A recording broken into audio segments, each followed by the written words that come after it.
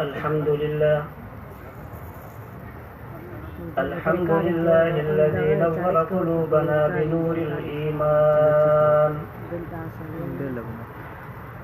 وزين إيماننا بأنوار الأحاديث والفقه والقرآن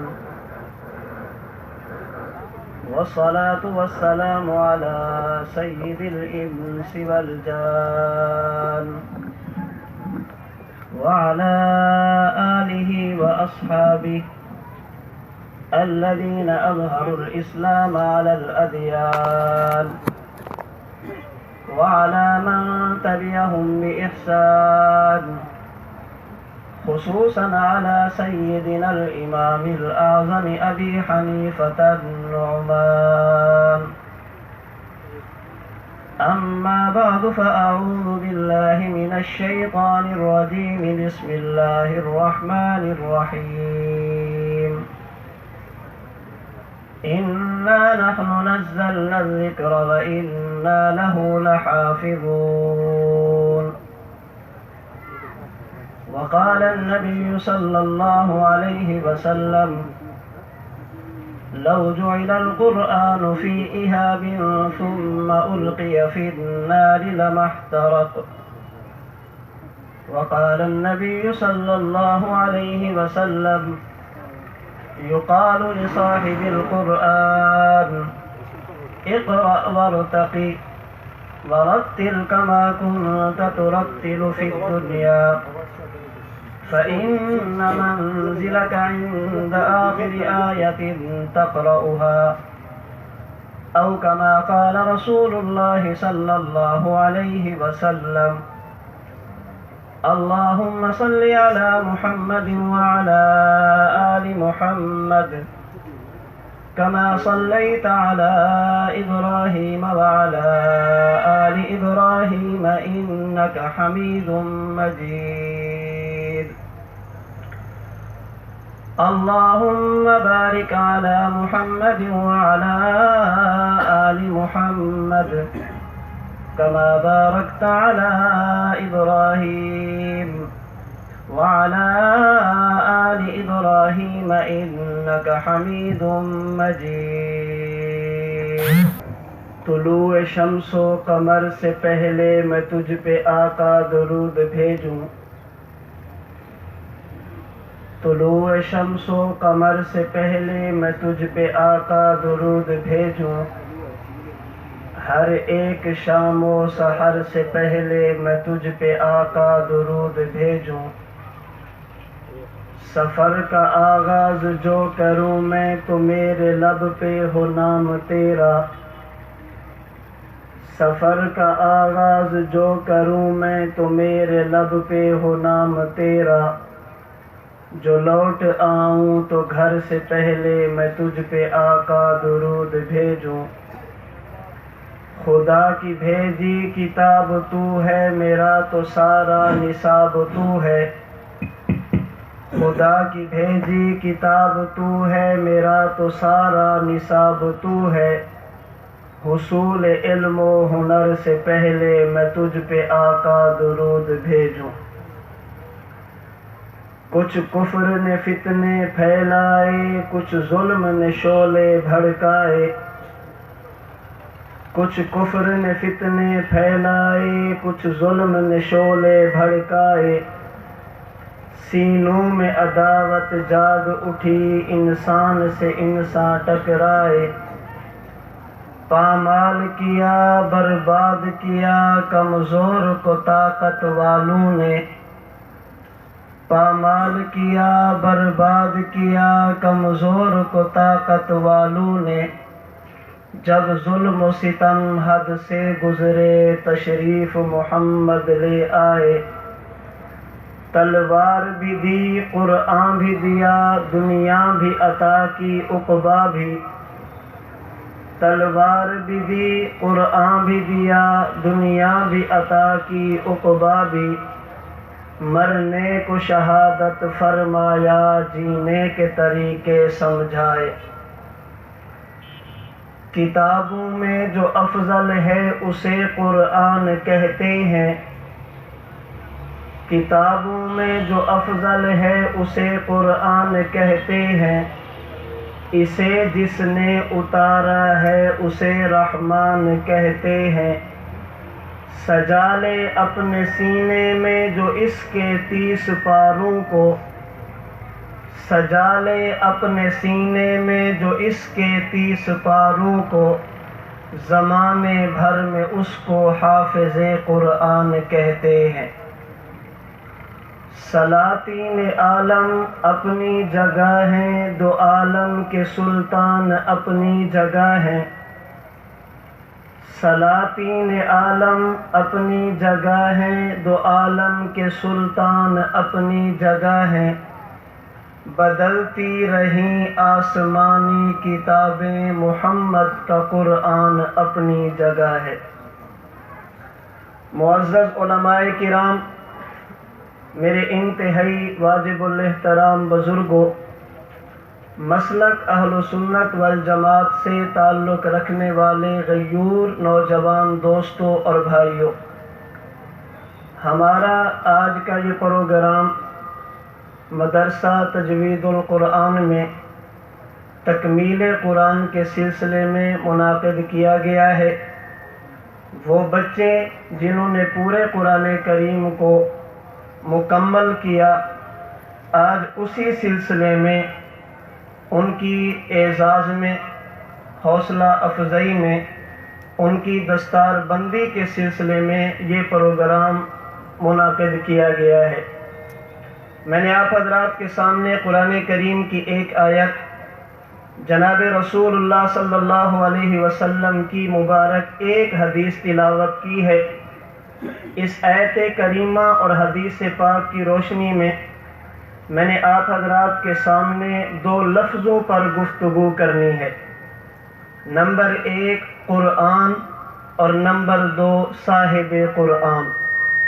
میری آج کی گفتگو انہی دو لفظوں پر ہوگی کہ ان بچوں نے جو قرآن کریم مکمل کیا، یہ قرآن کتنی عظمت والا، اور نمبر 2 جس پیغمبر کی وجہ سے ہمیں یہ قرآن ملا، وہ صاحب قرآن پیغمبر کتنی عظمت والا۔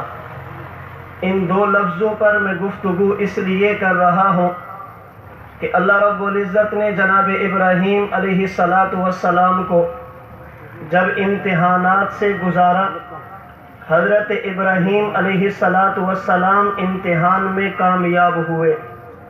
اللہ تعالیٰ نے اپنا گھر کعبہ اور بیت اللہ تعمیر کرنے کا حکم دیا۔ حضرت ابراہیم علیہ السلام نے کعبہ تعمیر فرمایا۔ کعبہ بنانے کے بعد حضرت ابراہیم نے جو اللہ سے دعا مانگی، اللہ تعالیٰ نے قرآن کریم کے پہلے پارہ سورۃ البقرہ میں اسے ان لفظوں میں بیان فرمایا۔ حضرت ابراہیم دعا کرتے ہیں، ربنا وابعث فیہم رسولا منہم یتلو علیہم آیاتک۔ دعا آگے بھی ہے، لیکن یہ دو لفظ وہ ہیں جن کو بنیاد بنا کر میں نے گفتگو کرنی ہے۔ حضرت ابراہیم نے اس دعا میں دو چیزیں مانگی، ربنا وابعث فیہم رسولا منہم، اللہ کعبہ میں نے بنا دیا، اب کعبہ کو آباد کرنے کے لیے نبی اور رسول آپ دے دیں۔ نمبر 2 یتلو علیہم آیاتک، اے اللہ رسول ایسا ہو جو تیری مخلوق اور اپنی امت کو تیری کتاب پڑھ کر سنے۔ حضرت ابراہیم نے دو چیزیں مانگی، نمبر 1 رسول، نمبر 2 کتاب۔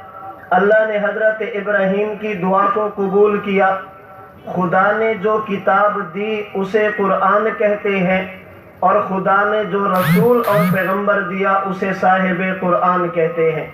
اللہ تعالیٰ نے حضرت ابراہیم کی دعا کو قبول کرتے ہوئے سورہ آل عمران 4 پارے میں ارشاد فرمایا، لَقَدْ مَنَّ اللَّهُ عَلَى الْمُؤْمِنِينَ إِذْ بَعَثَ فِيهِمْ رَسُولًا مِّنْ أَنفُسِهِمْ يَتْلُو عَلَيْهِمْ آيَاتِهِ۔ اے ایمان والو، میں خدا تم پر احسان جتلاتے ہوئے یہ بات کہہ رہا ہوں، میں نے ایمان والوں پہ احسان کیا۔ اللہ احسان کیا ہے؟ ہمیں جسم دیا، فرمایا کہ نانا اے اللہ احسان کیا ہے؟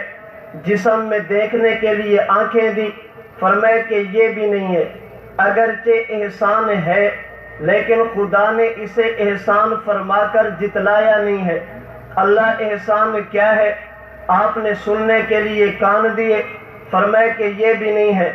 اللہ وہ کون سی نعمت ہے جو آپ نے ہمیں دی ہے اور دینے کے بعد فرمایا میں نے ایمان والوں پہ احسان فرمایا۔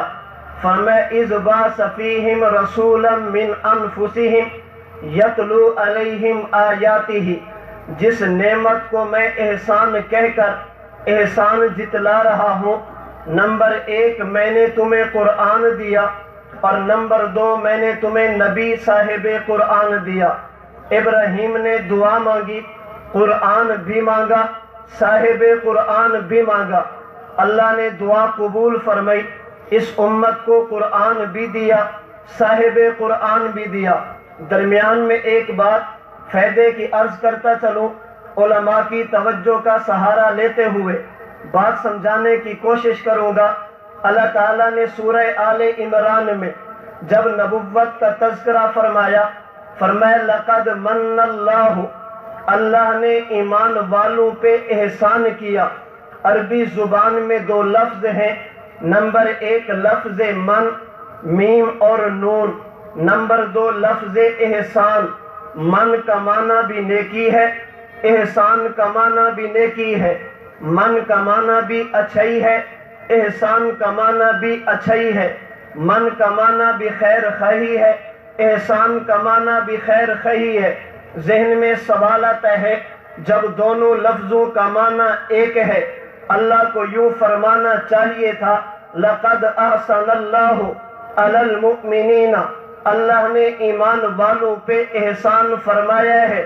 جب معنی دونوں کا ایک ہے، احسان کا لفظ مشہور ہے، من کا لفظ مشہور نہیں ہے۔ احسان کا لفظ معروف ہے، من کا لفظ معروف نہیں ہے۔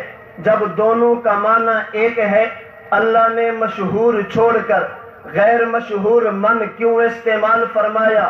اللہ نے معروف احسان چھوڑ کر غیر معروف من کیوں استعمال کیا؟ اس کی وجہ یہ ہے عربی زبان میں ان دونوں کا معنی ایک ہے۔ من کا معنی بھی نیکی، احسان کا معنی بھی نیکی۔ من کا معنی بھی بھلائی، احسان کا معنی بھی بھلائی۔ من کا معنی خیر خواہی، احسان کا معنی بھی خیر خواہی۔ لیکن ان دونوں میں تھوڑا سا فرق ہے۔ احسان اس نیکی کو، اس اچھائی کو، اس خیر خواہی کو کہتے ہیں جس کا بدلہ دیا جا سکتا ہو۔ تبھی تو قرآن میں فرمایا ہل جزاء الاحسان الا الاحسان، احسان کا بدلہ احسان ہوتا ہے۔ احسان اس نیکی کو کہتے ہیں جس کی نظیر موجود ہو، جس کا نعم البدل موجود ہو، جس کی مثال موجود ہو، جس کا بدلہ دیا جا سکتا ہو۔ لیکن من اس نیکی کو کہتے ہیں جس کا بدل موجود نہ ہو، جس کی نظیر موجود نہ ہو، جس کی مثال موجود نہ ہو، کائنات مل کر بھی جس کا بدلہ نہ دے سکے اسے من کہتے ہیں۔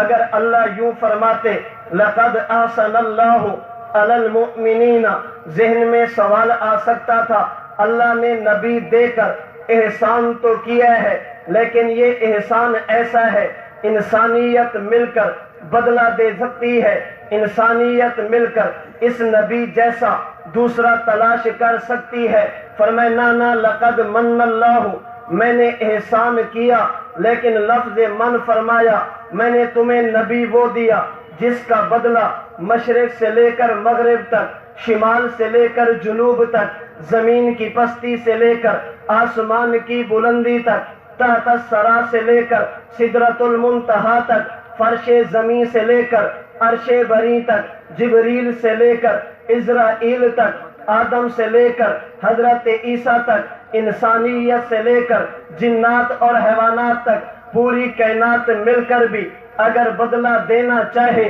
بدلہ نہیں دے سکتی، مثال تلاش کرنا چاہے مثال تلاش نہیں کر سکتی۔ تبھی تو امام العصر خاتم المحدثین حضرت علامہ انور شاہ کاشمیری رحمہ اللہ اسی بات کو اپنے انداز میں یوں سمجھاتے ہیں۔ حضرت کشمیری اپنی زندگی کی سب سے آخری کتاب خاتم النبیین میں فرماتے ہیں، اللہ رب العزت نے قرآن کریم میں دو چیزوں کو سورج فرمایا ہے، آسمان پہ دن کو طلوع ہو جائے اسے بھی سراج کہا، ادھر سے مکہ کی وادی پہ جو نبی طلوع ہوا اسے بھی سراجم منیرہ فرمایا ہے، خدا نے اسے بھی سراج کہا، میرے پیغمبر کو بھی سراج کہا، اسے بھی سورج کہا، میرے نبی کو بھی سورج کہا۔ دونوں میں تشبیہ کیا ہے؟ علماء سمجھتے ہیں کہ جب عربی زبان میں کسی چیز کو تشبیہ دی جائے اس میں تین چیزیں ہوتی ہیں۔ نمبر ایک مشبہ جسے تشبیہ دی جائے، نمبر دو مشبہ بھی جس کے ساتھ تشبیہ دی جائے، نمبر تین وجہ تشبیہ جو مشبہ اور مشبہ بھی ایسا قدر مشترک جو دونوں میں پایا جائے۔ کہتے زید کل اسدی، زید شیر کی طرح ہے، زید مشبہ شیر مشبہ بھی ہے، شجاعت و بہادری یہ وجہ تشبیہ ہے۔ اللہ نے اسے بھی سورج کہا، میرے نبی کو بھی سورج کہا، اسے بھی سراج فرمایا، میرے پیغمبر کو بھی سراج فرمایا۔ اللہ نے میرے نبی کو تشبیہ دی ہے آسمان کے سورج کے ساتھ۔ آئیے وجہ تشبیہ دیکھیں، آخر کیا وجہ ہے؟ نبی کو خدا نے سورج کیوں فرمایا؟ وجوہ تشبیہ تو کہیں، میں صرف ایک عرض کرنے لگا ہوں۔ حضرت کشمیری فرماتے ہیں جب تک آسمان پہ سورج طلوع نہ ہو رات کا اندھیرا ہوتا ہے، اندھیرے کو ختم کیسے کرے؟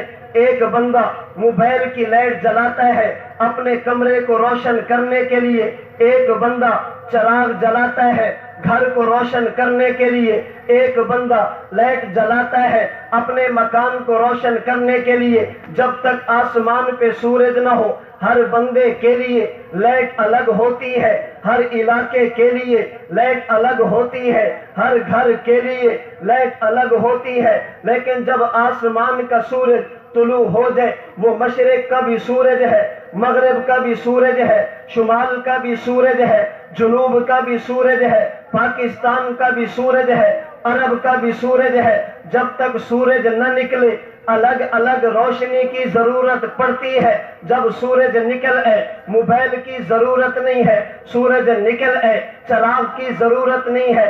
وجہ یہ ہے اللہ نے روشنی کے تمام مراتب ختم کر دیے، سورج کی ذات پہ اللہ نے روشنی کے تمام مراتب مکمل کر دیے، اس سورج پہ اللہ نے انتہا کر دی روشنی کے تمام مراتب کی۔ جس چیز پر کسی کی انتہا ہو جائے پھر اس کے بعد کسی کی ضرورت باقی نہیں رہتی۔ ادھر آمنہ کے لال کے آنے سے پہلے دنیا میں کفر کا اندھیرا، ظلم کا اندھیرا، شرک کا اندھیرا ہے، ضلالت کا اندھیرا ہے۔ روشنی کیسے حاصل کریں؟ اللہ نے ایک علاقے کے لیے نبی بھیجا جسے آدم کہتے ہیں، ایک علاقے کے لیے نبی بھیجا جسے ابراہیم کہتے ہیں، ایک علاقے کے لیے نبی بھیجا جسے حضرت لوط کہتے ہیں۔ جس طرح سورج نہ ہو الگ الگ لائٹ کی ضرورت پڑتی ہے، ہر لائٹ کی روشنی محدود ہوا کرتی ہے۔ جب سورج نکل آئے اس کی روشنی محدود نہیں، غیر محدود ہے، انسان تصور بھی نہیں کر سکتا۔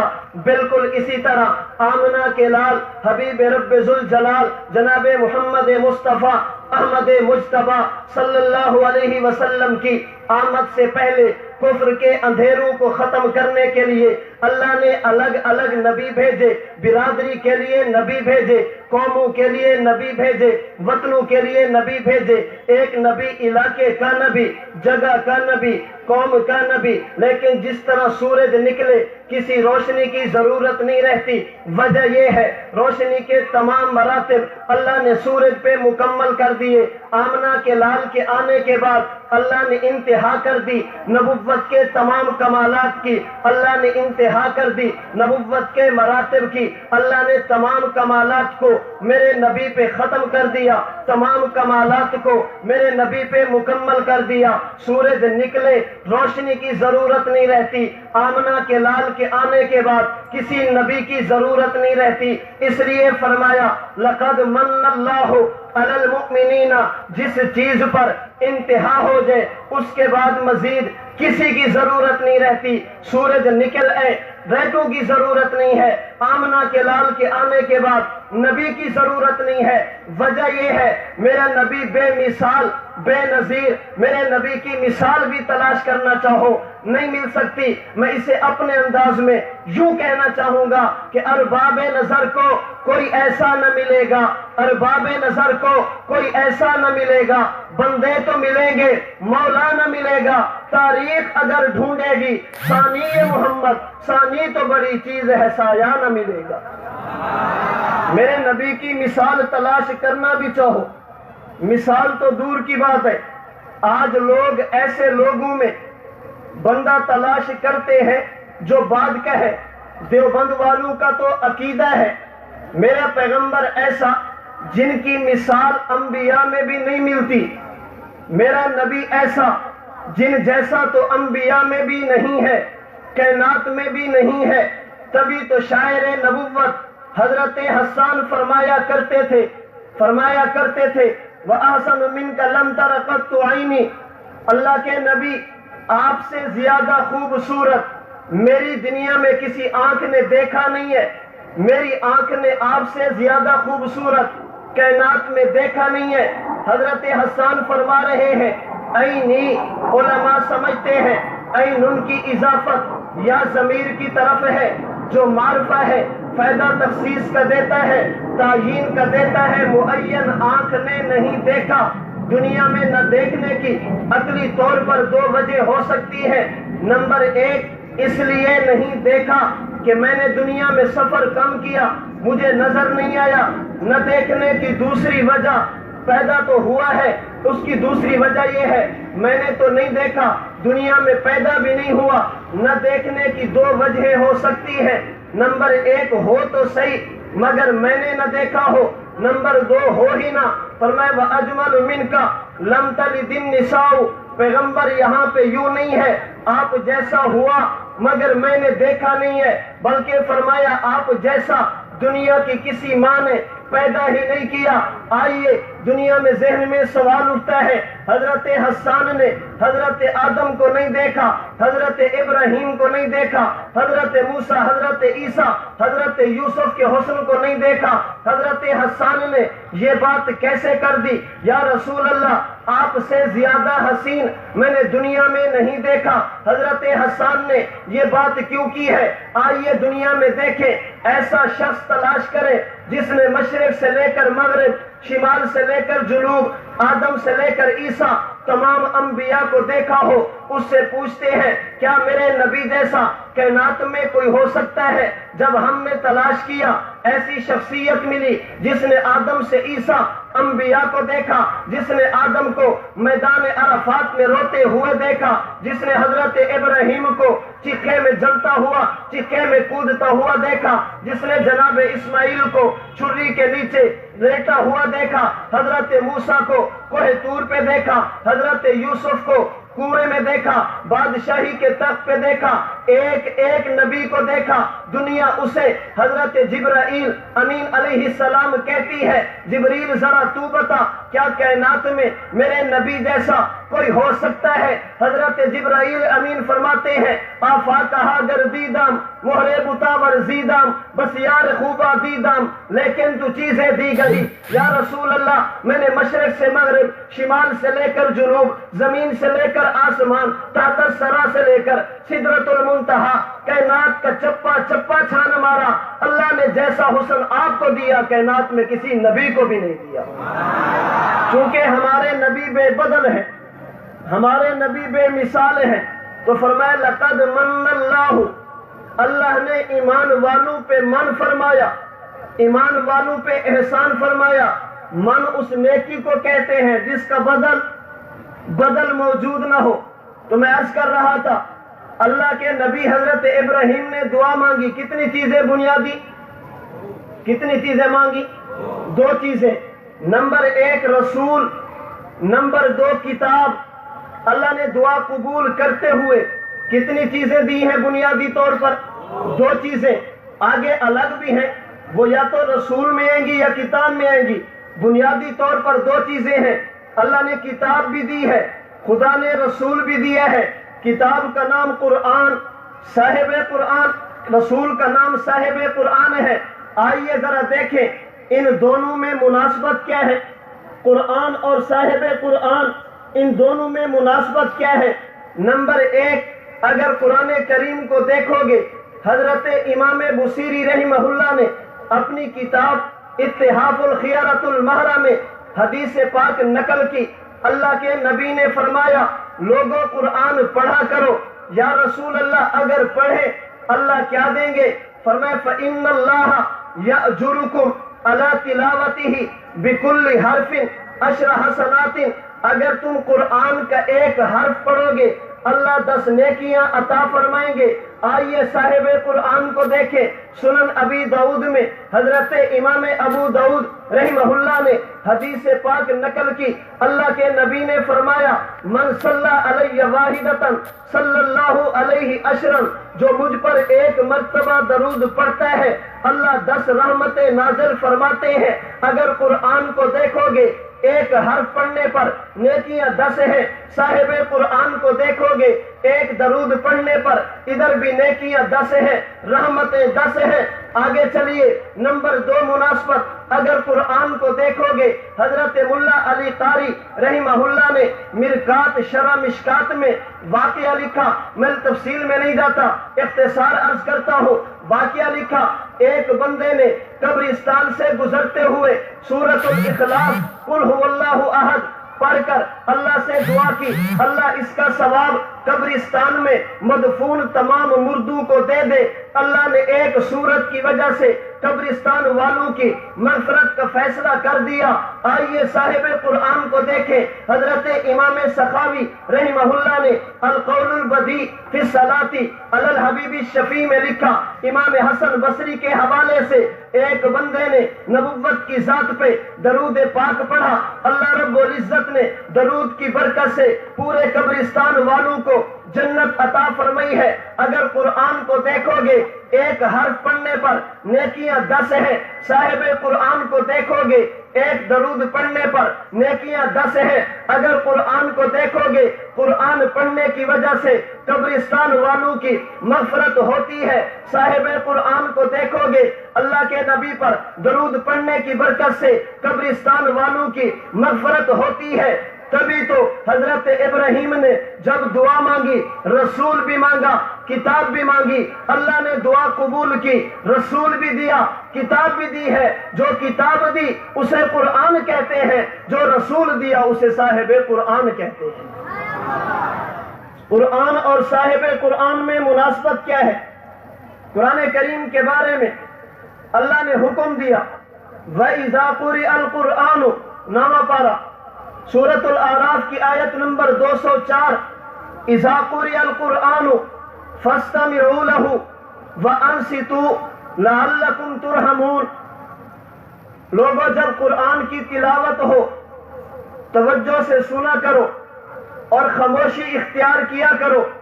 اللہ نے قرآن کا ادب یہ بیان کیا جب قرآن کی تلاوت ہو اونچی آواز سے بات کرنے کی اجازت نہیں ہے. قرآن کے سامنے اپنی آوازوں کو پست رکھو. آئیے صاحب قرآن کو دیکھیں.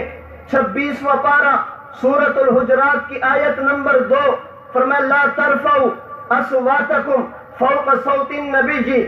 جس طرح مومن کے لیے قرآن کا ادب ضروری, مومن کے لیے صاحب قرآن کا ادب بھی ضروری. مومن کے لیے قرآن کے سامنے بولنے کی اجازت نہیں ہے. مومن کے لیے صاحب قرآن پیغمبر کے سامنے بولنے کی اجازت نہیں ہے. قرآن ہو مومن تب بھی چپ رہے, صاحب قرآن ہو مومن تب بھی چپ رہے. تبھی تو صحابہ کرام رضی اللہ عنہم اجمعین کی زندگی کو دیکھیں, تفسیر حدیث اور تاریخ کی کتابیں اٹھا کر دیکھیں.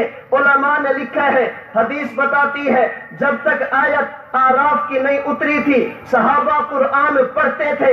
آیت اتری ہے صحابہ نے سنا ہے، جب تک آیت حجرات کی نہیں اتری تھی صحابہ بات کرتے تھے، جب آیت اتری صحابہ چپ ہوئے ہیں۔ میں نہیں کہتا، محمد بن کعب القرظی رحمہ اللہ صحابہ کرام کا شاگرد کہتا ہے، فرماتے اللہ کے نبی جب نماز میں تلاوت فرماتے اجابہ من وراءہ، صحابہ کرام بھی اللہ کے نبی کے ساتھ ساتھ قرآن پڑھتے تھے۔ ان قال بسم اللہ الرحمن الرحیم قالوا مثل ما یقول، اگر پیغمبر بسم اللہ پڑھتے صحابہ بھی پڑھتے، حتی تنقضی الفاتحہ والسورہ، اللہ کے نبی بھی فاتحہ پڑھتے، صحابہ ساتھ پڑھتے، نبی سورت پڑھتے، صحابہ ساتھ پڑھتے، فلبث ما شاء اللہ ان یلبس، جب تک خدا کو منظور تھا سلسلہ چلتا رہا، حتی انزل، یہاں تک کہ اللہ تعالیٰ نے قرآن کی آیت اتاری، فقرأ وانصتوا، نبی پڑھتے تھے صحابہ سنتے تھے۔ میں نے کہا جب تک آیت نہیں اتری نبی بھی پڑھتے ہیں صحابہ بھی پڑھتے ہیں، آیت اتری نبی کی رات فرماتے ہیں صحابہ سنتے ہیں، آیت نہیں اتری صحابہ نبی کے سامنے بات کرتے ہیں، آیت اتری ہے صحابہ چپ رہتے ہیں۔ اور صحابہ کی خاموشی کو صرف اپنوں نے نہیں مانا، غیروں نے بھی مانا۔ صحیح بخاری میں امام بخاری نے روایت نقل کی، اللہ کے نبی مکہ روانہ ہوئے، کیا کرنے کے لیے؟ عمرہ کرنے کے لیے۔ 1400 صحابہ ساتھ ہیں۔ حدیبیہ کے مقام پہ صحابہ کرام کو روک دیا گیا، اللہ کے نبی کو نہیں جانے دیا گیا، گفتگو طے ہوئی، مذاکرات ہوئے، بات معاملات کی حد تک پہنچی۔ ایک بندہ آیا اللہ کے نبی سے بات کرنے کے لیے، توجہ رکھنا، اللہ کے نبی سے بات کرنے کے لیے حضور معاملات طے کرے، فرمایا طے کرو۔ مذاکرات بھی کیے، معاملات بھی طے کیے، طے کر کے واپس گیا۔ مشرکین مکہ سے پوچھا اس نبی کے بارے میں تمہارا نظریہ کیا ہے، اس نبی کو تم کیا سمجھتے ہو؟ مکہ والوں نے کہا بادشاہ بننا چاہتا ہے، لیڈر بننا چاہتا ہے۔ بعض لوگوں کو غلط فہمیاں ہوتی ہیں، کسی کی مقبولیت ہو جائے تو لوگ سمجھتے ہیں کہ یہ لیڈر بننا چاہتا ہے، اپنی شہرت چاہتا ہے۔ مکہ والوں نے کہا یہ اعلان نبوت اس لیے کرتا ہے تاکہ میں بادشاہ بن جاؤں، لوگ میری بات مانیں، میں لیڈر بن جاؤں، لوگ میرے ماتحت رہیں۔ عروہ کہنے لگا مکہ والوں میں تمہارا سفیر ہوں، میں بڑے بڑے بادشاہوں کے پاس گیا، میں نے بڑے بڑے دنیا داروں کو دیکھا، حضرت محمد بادشاہی کا دعویٰ کرنے والے نہیں ہیں، ان کا اور صحابہ کا معاملہ وہ نہیں جو بادشاہ اور وزیروں کا ہوتا ہے۔ عروہ ہوا کیا ہے؟ عروہ نے قسم اٹھا کر کہا، بخاری کے الفاظ، فواللہ ما تنخم نخامتا الا وقعت فی کف رجل منہم، میں نے دنیا کے بادشاہوں کو دیکھا، آنے پہ لوگ کھڑے ہوتے ہیں، آتے ہیں تو سجدے کرتے ہیں، لیکن میں نے محمد کریم کو دیکھا، فواللہ اللہ کی قسم، ما تنخم نخامتا الا وقعت فی کف رجل منہم، اگر نبوت کی مبارک لعاب نکلتا تھا صحابہ زمین پہ گرنے نہیں دیتے، اپنے ہاتھوں پہ اٹھاتے ہیں، اور صرف اٹھاتے نہیں، فدلک بہا وجہہ وجلدہ، اس تھوکے مبارک کو لے کر اپنے چہرے پہ ملتے ہیں، جسم پہ ملتے ہیں، اور ایک صرف صحابہ کی یہ بیان کی، وَإِذَا تَكَلَّمَ خَفَضُوا أَصْوَاتَهُمْ عِنْدَهُ، نبی جب بات کرتے ہیں صحابہ چپ ہو جاتے ہیں، پیغمبر بات کرتے ہیں صحابہ خاموش رہتے ہیں۔ میں نے کہا قرآن کا ادب یہ ہے، جب پڑھا جائے پڑھنے کی اجازت نہیں، صاحب قرآن کا ادب یہ ہے، آج بھی اگر پیغمبر کے روضے پہ جائے اونچی آواز سے بات کرنے کی اجازت نہیں۔ میں نہیں کہتا، امام ابن کثیر اپنی تفسیر ابن کثیر سورۃ الحجرات دوسری آیت کی شرح میں لکھتے ہیں، فرماتے علماء فرماتے ہیں یکرہ رفع الصوت عند قبرہ کما کان یکرہ فی حیاتہ، جیسے نبی دنیا میں تھے اونچا بولنے کی اجازت نہیں تھی، نبی قبر میں ہے اونچا بولنے کی اجازت نہیں، لأنہ محترم حیا وفی قبرہ دائما، حضور دنیا میں تھے ادب تب بھی ضروری تھا، پیغمبر قبر میں پہنچے ہیں ادب آج بھی ضروری ہے۔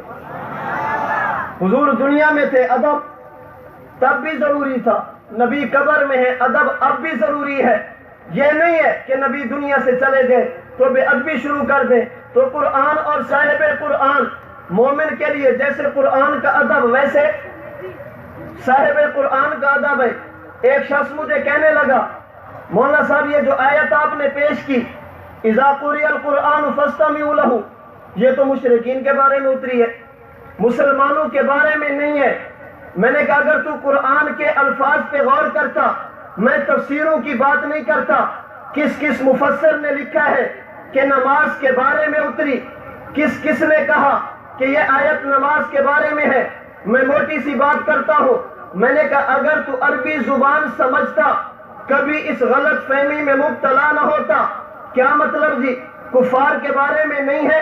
میں نے کہا ان کے بارے میں بھی ہو سکتی ہے، اصل ایمان والوں کے بارے میں ہے۔ وہ کیسے جی؟ توجہ رکھنا، اصل تو بات علماء سمجھیں گے، اگر آپ توجہ کریں گے آپ کو بھی شاید بات سمجھ آ جائے۔ میں نے کہا تفسیر کے اندر ایک بات چلتی ہے، ایک ضابطہ چلتا ہے، کثرت المبانی تدل علی کثرت المعانی۔ تفسیر السراج المنیر میں موجود کثرت المبانی تدل علی کثرت المعانی، جب الفاظ بڑھتے ہیں تو مطلب بھی بڑھتا ہے، معانی بھی بڑھتے ہیں۔ اللہ نے اس آیت کریمہ میں اذا قرئ القرآن فاسمعوا نہیں فرمایا، فاستمعوا فرمایا، بغیر تا کے نہیں، تا کے ساتھ فرمایا۔ ایک لفظ سما ہے، ایک استماع ہے۔ حضرت مولانا کاندھلوی رحمہ اللہ تفسیر معارف القرآن میں فرماتے ہیں سما کا معنی مطلقاً سننا، چاہے ارادہ ہو یا نہ ہو، بالقصد ہو یا بلا قصد ہو، لیکن استماع اس سننے کو کہتے ہیں جو ارادے کے ساتھ ہو، بالقصد ہو۔ حضرت کاندھلوی اگلی بات فرماتے ہیں استماع کے بارے میں ضابطہ یہ ہے جب اس کا صلہ لام آ جائے فائدہ اختصاص کا دیتا ہے۔ فاستمع لما یوحی، اے پیغمبر جب وحی اترے پھر صرف وحی کو سنو، کسی اور بات کو نہ سنو۔ ادھر بھی فرمایا فاستمعوا لہ، استماع بھی فرمایا، صلہ لام بھی فرمایا۔ استماع کا معنی ارادے کے ساتھ ہو، اور جو ارادے کے ساتھ قرآن سنے اسے کافر نہیں مسلمان کہتے ہیں۔ جو ارادے کے ساتھ سنے کافر نہیں ہوتا، مسلمان ہوتا ہے۔ اور صرف قرآن کو سنے، لام بھی بتاتی ہے مسلمانوں کو حکم ہے، استماع بھی بتاتا ہے مسلمانوں کو حکم ہے۔ میں آخری بات عرض کرتا ہوں، قرآن اور صاحب قرآن میں مناسبت کیا ہے؟ کئی ایک مناسبتیں ہیں جو بیان کی جا سکتی ہیں۔ میں آخری عرض کرتا ہوں، قرآن کریم کے بارے میں اللہ تعالیٰ نے اس میں یہ تاثیر رکھی ہے، اگر انسان قرآن پڑھے اللہ رب العزت دنیا میں آنے والے مصائب سے بچاتے ہیں۔ اگر انسان قرآن کی تلاوت کرے آنے والی تکالیف ٹل جاتی ہیں، اگر قرآن کی تلاوت کرے آنے والی مصیبتیں ختم ہوتی ہیں۔ میں صرف ایک روایت پہ بات کرتا ہوں، آپ حضرات پڑھتے اور سنتے رہتے ہیں۔ اللہ کے نبی نے فرمایا جو آدمی جمعہ کے دن سورۃ الکہف کی تلاوت کرے گا اللہ رب العزت اس کو ہر فتنے سے بچائیں گے، یہاں تک کہ اس دوران اگر دجال جیسا فتنہ بھی آ گیا اللہ اس بندے کو دجال کے فتنے سے بھی بچائیں گے۔ دجال کا آنا امت کے لیے آزمائش، امت کے لیے فتنہ، امت کے لیے مصیبت، ایک عذاب والی چیز ہے۔ قرآن کریم کی یہ تاثیر ہے، آنے والی عذاب ٹلتے ہیں، آنے والی تکالیف اور مصیبتیں ٹلتی ہیں، انسان پریشانیوں سے بچتا ہے۔ آئیے صاحب قرآن پیغمبر کو دیکھیں، نبی کی وجہ سے بھی آنے والے عذاب ٹلتے ہیں، صاحب قرآن کی وجہ سے بھی آنے والے مصائب ٹلتے ہیں، صاحب قرآن کی وجہ سے بھی آنے والی پریشانیوں سے انسان بچتا ہے۔ اور پشاور کے دوستو یاد رکھنا، صاحب قرآن پیغمبر خدا کی ایسی نعمت ہے جن کی برکت سے دنیا کے عذاب سے صرف مومن نہیں بچتا، کافر بھی بچتا ہے۔ اللہ نے کفار کو بھی اگر دنیا میں عذاب سے بچایا تو برکت صاحب قرآن میرے پیغمبر کی ہے۔ آپ کہیں گے دلیل کیا ہے؟ کافر کیسے بچا؟ عذاب کی وجہ سے۔ آئیے قرآن کو دیکھیں، سورۃ الانفال 9واں پارہ، اللہ فرماتے ہیں ایک مشرک دعا کرتا ہے اللہم ان کان ھذا هو الحق من عندک فامطر علینا حجارۃ من السماء، اے اللہ اگر دین محمدی سچا ہے ہم پر پتھر برسا دے، اگر تیرا نبی ٹھیک ہے ہمیں عذاب دے دے، اگر ہم غلط ہیں ہمیں ہلاک کر دے۔ پیغمبر کے دوستو آپ بتاؤ اللہ کے نبی سچے تھے یا نہیں؟ اللہ کے نبی برحق نبی تھے یا نہیں؟ کافر دعا مانگتا ہے اللہ اگر تیرا نبی سچا تو مجھ پر پتھر برسا دے۔ پتھر برسے ہیں؟ مشرکین پہ پتھر برسے نہیں برسے۔ مشرک کہہ سکتا تھا ہم سچے ہیں اس لیے تو پتھر نہیں برسے۔ اگر ہم غلط ہوتے اللہ پتھر برسا دیتے۔ خدا نے مشرک پر کرم کیا، اسے عذاب سے بچایا، ہم پر کرم کیا، ہمیں بتایا کہ اس پر عذاب کیوں نہیں آیا۔ اللہ کے نبی کی وجہ سے یہ عذاب سے بچے ہیں، ان پر عذاب کیوں نہیں آیا؟ عذاب نہ آنے کی وجہ کیا ہے؟ توجہ رکھنا، عذاب نہ آنے کی وجہ کیا ہے؟ میں آیت پڑھنے سے پہلے ایک بات کرنے لگا ہوں۔ حضرت مفتی شفیع صاحب رحمۃ اللہ علیہ تفسیر معارف القرآن میں فرماتے ہیں اللہ کا قانون ہے، اللہ کی عادت ہے، خدا کا ضابطہ ہے، اللہ کسی قوم میں نبی کو نبی بنا کر بھیجے اور قوم نبی کی بات نہ مانے، اللہ عذاب کا فیصلہ فرما دے جب تک نبی نبوت کی حد میں ہو، جب تک نبی نبوت کے دائرے میں ہو، جب تک نبی نبوت کے ایریا میں ہو، کبھی قوم پر عذاب نہیں آتا۔ جب تک نبی ایسی جگہ پہ ہو جہاں پر نبی کی نبوت کی حد ہے، نبی کی نبوت کا ایریا ہے، نبی پر عذاب، امت پہ عذاب۔ میں صرف سمجھانے کے لیے مثال دیتا ہوں۔ ایک نبی کی نبوت کا دائرہ ہے یہ پنڈال، اگر نبی یہاں پہ ہوگا امت پہ عذاب، کیوں؟ یہ نبی کی نبوت کا ایریا ہے، نبی یہاں سے چلے اس کونے میں پہنچے عذاب اب بھی، کیونکہ وہ بھی نبی کی نبوت کا ایریا ہے۔ خدا جب فیصلہ فرما دے اللہ نبی کو نبوت کے ایریا سے باہر بھیج دیتے ہیں، نبی ایسی جگہ پہ چلا جاتا ہے جو اس کی نبوت کی حد نہیں ہوتی، نبی کی نبوت کا ایریا نہیں ہوتا، عذاب آ جاتا ہے۔ نبی کا نام ہے حضرت لوط، قوم نے بات نہیں مانی، فرمایا لوط رات کے وقت ہجرت کرو۔ جب تک حضرت لوط موجود تھے قوم پہ عذاب نہیں آیا، حضرت لوط نے بستی چھوڑی ہے، قوم پہ عذاب آیا ہے۔ خدا کا ضابطہ یہ ہے جو نبی جس جگہ کا نبی ہو، جب تک نبی نبوت کی حد، نبوت کے دائرہ، نبوت کے ایریا میں ہو، امت پہ عذاب نہیں آتا۔ مکہ والوں نے کہا اللہ عذاب آنا چاہیے، فرمایا وما لہم اللہ یعذبہم اللہ، اے مکہ والو اگر تمہارے اعمال دیکھو تم سارے عذاب کے مستحق ہو، اگر تمہارے کرتوت دیکھو واقعی پتھروں کے مستحق ہو۔ اللہ جب پتھروں کے مستحق ہے پتھر برستے کیوں نہیں، عذاب کیوں نہیں آتا؟ فرمایا وما کان اللہ لیعذبہم وانت فیہم وانت فیہم وانت فیہم، اے پیغمبر یہ عذاب سے اس لیے بچے تو جو ان کے اندر موجود ہے، جب تک نبی موجود ہو میں عذاب نہیں دیتا۔ آپ کہیں گے نبی مکہ سے چلے طائف میں پہنچے، اب حضور مکہ میں تو نہیں، اب تو طائف میں تھے، مکہ والوں پہ پتھر برسنے چاہیے۔ فرمایا وانت فیہم، اے میرے پیغمبر وہ نبی اور تھے، ایک قوم کے نبی وہ نبی اور تھے، ایک علاقے کے نبی وہ نبی اور تھے، ایک بستی کے نبی۔ آپ مکہ میں ہو انت فیہم، مکہ کے نبی، آپ طائف میں چلے گئے انت فیہم، آپ طائف کے بھی نبی۔ آپ کی نبوت کی حد صرف مکہ نہیں ہے، نبوت کا ایریا صرف مکہ نہیں ہے۔ پیغمبر وہاں سے چلے بدر اور احد میں پہنچے، خندق اور تبوک میں پہنچے، عذاب اب بھی نہیں آیا۔ فرمایا وانت فیہم، اے میرا پیغمبر تو بدر کبھی نبی، احد کبھی نبی، خندق کبھی نبی، تبوک کبھی نبی، مدینہ پہنچے ہیں عذاب تب بھی نہیں آیا۔ فرمایا وانت فیہم، میرا محمد تو مکہ کبھی نبی، مدینہ کبھی نبی۔ پیغمبر وہاں سے چلے بیت المقدس پہنچے، مکہ والوں پہ عذاب اب بھی نہیں آیا۔ فرمایا وانت فیہم، میرا محمد جس طرح مکہ کا نبی اسی طرح بیت المقدس کبھی نبی۔ پیغمبر وہاں سے چلے 7 آسمان کراس کیے، سدرۃ المنتہا، شریف الاقلام، عرش معلی تک پہنچے، عذاب اب بھی نہیں آیا۔ نبی فرش پر نہیں ہے، آسمانوں سے بھی اوپر چلے گئے، عذاب اب بھی نہیں آیا۔ فرمایا وَأَنْتَ فِيهِمْ، اے میرے محمد آپ فرش کے بھی نبی، انت فیہم آپ عرش کے بھی نبی۔ پیغمبر وہاں سے واپس ہے، بخار ہوا، انتقال، پرملال، وفات، حسرت آیات ہوئی، صحابہ کرام نے غسل دیا، کفن پہنایا، صلاۃ و سلام کی صورت میں جنازہ ادا کر کے اللہ کے نبی کو حضرت عائشہ کے حجرے میں دفن کر دیا۔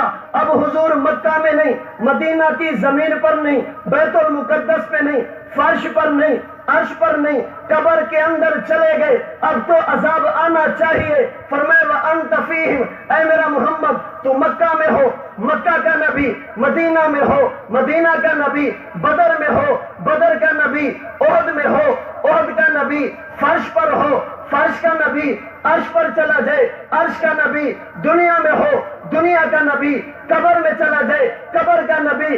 جس طرح میں الحمدللہ رب العالمین، عالمین کا رب ہوں، اسی طرح آپ وما ارسلناک الا رحمۃ للعالمین، عالمین کے نبی ہے۔ اگر عالم ارواح میں رب تھا، آپ نبی تھے، عالم دنیا میں رب، آپ نبی، عالم قبر میں رب، آپ نبی، عالم آخرت میں رب، آپ نبی۔ اگر میں رب الناس ہوں، آپ کی نبوت کافۃ للناس ہے، میری ربوبیت کی حد نہیں، تیری نبوت کی حد نہیں، جہاں جہاں کا میں رب ہوں وہاں وہاں کے آپ نبی ہیں۔ اگر یہ کافر عذاب سے بچے ہیں تو آپ کی وجہ سے بچے ہیں، یہ کافر عذاب سے بچے ہیں تو کس کی وجہ سے؟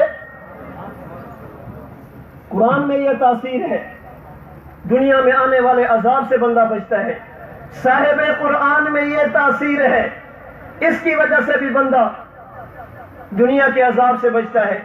مفتی شفیع صاحب نے ایک بات اور بھی لکھی ہے اسی آیت کی تفسیر میں، فرماتے اللہ کے نبی مکہ سے لے کر کعبہ تک پہنچے، حضور کی نبوت ختم، بولتے نہیں، نبی کی نبوت کا ایریا ختم نہیں ہوا، حضور قبر کے بھی نبی ہیں۔